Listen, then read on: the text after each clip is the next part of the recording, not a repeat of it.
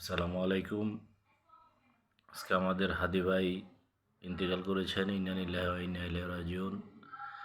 আমরা দোয়া করি হাদি ভাইকে আল্লাহ তাআলা যেন মাফ করে জান্নাতের উঁচু মাকাম দান করেন।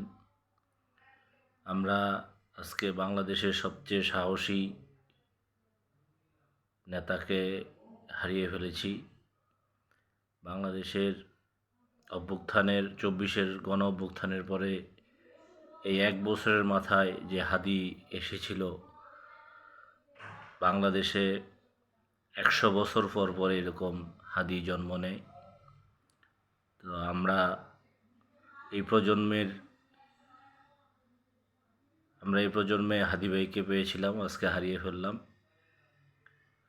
আল্লাহ যেন ওনাকে উঁচু মাকাম দান করেন এবং আমাদের এখন প্রত্যেকে ঘরে ঘরে হাদি হয়ে ওঠা উচিত আমি মনে করছি।